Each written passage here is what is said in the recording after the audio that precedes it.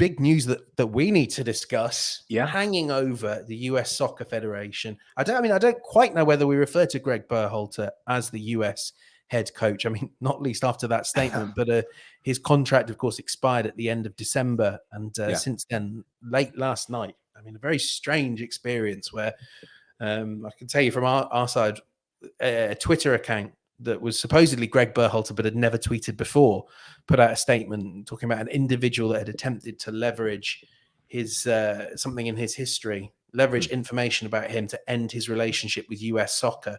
A really dramatic. US Soccer statement then said that they are carrying out an investigation into the blackmail claims, and that notably they will announce who will lead the January men's national team camp in the coming days. I mean, also our own Heath Pearce, former US international, tweeting, this was last night, that he's hearing that this Berhalter drama is about to really unfold tomorrow. All the details you were looking for apparently bubbling up to the surface. Mike Lahoud, what on earth is going on here? I mean, I've never seen anything like this in U.S. men's soccer history. And if you go back to some of the dramatic moments that have happened in the run-in to the World Cup, Weston McKennie, in-house issue with violating team protocol. Then you get to the World Cup itself, Gio Reyna, the conflict there, Reyna not trying, Berhalter outing him in the press. That becomes drama. And now this. The story behind it that I've heard and we've all kind of become privy to is that this is allegations of something that happened in Berhalter's past and an incident when he was 18 years old. Him and his now wife, Rosalind, they went out. He was drunk. They got in an argument and he hit her. As a former footballer and as a man, as a human being, I do not condone any violence of any kind, especially towards women. And that part, I definitely just want to air out and say, but I think of Berhalter's family. I think of just the state of affairs. I think of his wife most of all. Just to have to resurface this, have to relive this in the public eye. This is a very difficult time for him and his family, and a very, very difficult time for U.S. soccer, given the fact that his contract situation is still in limbo. Yeah, I think you've really hit the nail on the head, Mike, there. In that, I mean, I think this is, it's a really important discussion that needs to be had about Berhalter's actions. But right now, I think we are obviously in a position where that cannot be separated by the fact that this information, which is, frankly, I would say is relevant. And I think it's important that US soccer fans kind of understand who the man that leads their nation is.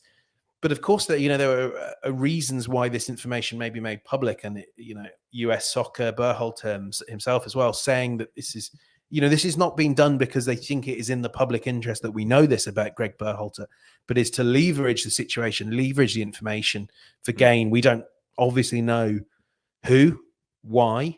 And I think kind of until we do know those things, and I think it's very important that those things are made public, it's very hard to understand how to process this information. It sort of feels like, we are in the dark, and until then it's hard to make these judgments beyond exactly what you said, Mike, that look, this is a dreadful thing that Berhalter did. As he said in his statement, he did it once and it stays with him, and it is inexcusable, even if you contextualize it as Berhalter did.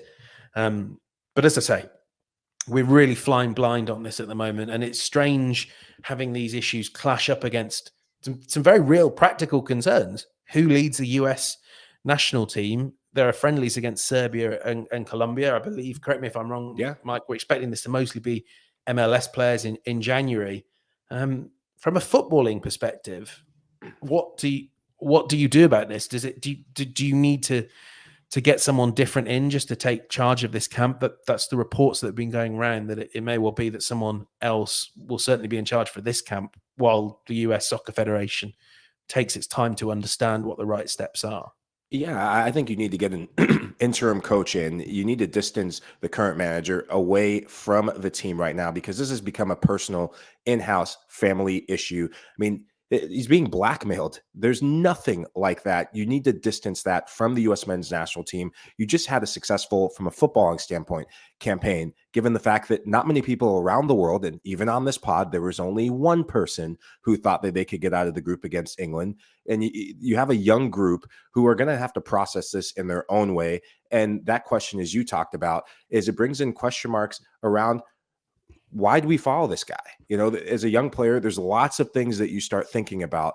And I think that there are interim managers who are available. I think the likes of a Caleb Porter, former Columbus Crew coach. And I also think of Tab Ramos. Tab Ramos, he coached a lot of these guys with the U20 national team. I think he's coaching in the USL with Hartford Athletic Club. But I would bring one of those two in. They have a good, long-standing relationship with a lot of these guys and in the U.S. youth system. Absolutely. Just remember, for more on this story as it develops, and you know, based on Heath's tweet, based on reporting that's out there, we are expecting developments over the coming hours and days. Remember that you can listen to In Soccer We Trust with Jimmy, Charlie, and Heath. That's 3 p.m. Eastern time tomorrow. That's Thursday. I'm still trying to get back on course with what days are what post Christmas. Before we go any further as well, as we wrap up this show, just a word of condolence from everyone here at House of Champions to the family of David Gold, the West Ham co-chairman. I know that it was one of the dreams of his life to be involved in West Ham, which he achieved in 2010. And our condolences to everyone at West Ham, great football club. Final thoughts, though, Mike Lahoud, on the on where we are in the Premier League. Maybe your team, Manchester United, had quite a good night last night. I'm so glad. I've been on this pod ranting and just really sometimes depressed. I'm working on that. Now that Ronaldo's gone, though, 4 wins out of 4 matches. Benge, the sun is out. The sun will come out tomorrow. It's coming out every day at Old Trafford. Cannot wait for this team to do the unthinkable, maybe get second. But fingers crossed against City in a few weeks' time. You beat Bournemouth, Chief. Bournemouth are I mean, I have to say, one thing that really has come out from last night's games, I don't want to waste too many people's time. I know you've got this to be, Mike. But I tell you what, there are 2 really, really, really bad teams in the Premier League, and they are Everton and they are Bournemouth. And if the teams below them, I'm starting to hope that at least 2 teams might sink like stones past us. Big night again in Serie A. You can watch it all on Paramount Plus, and of course in the Premier League. Plenty of big games, including Leeds against West Ham, Aston Villa, Wolves, Crystal Palace, Tottenham, pressure on Antonio Conte. So a full roster of football. I think we're back tomorrow, though, to preview the weekend, the FA Cup. It never stops on House of Champions. Mike Lahoud, thanks so much for joining us. Fabrizio Romano has disappeared off into the ether, but thanks, Fab, as ever, for being a part. And thank you so much for watching. Remember to, if you're enjoying this show, please do take a minute to leave us a rating and review on your favorite podcast platform, whether it's Apple Podcasts, Spotify, Stitcher, your parents' old radio that we're somehow on. Anywhere you listen to podcasts, we're there.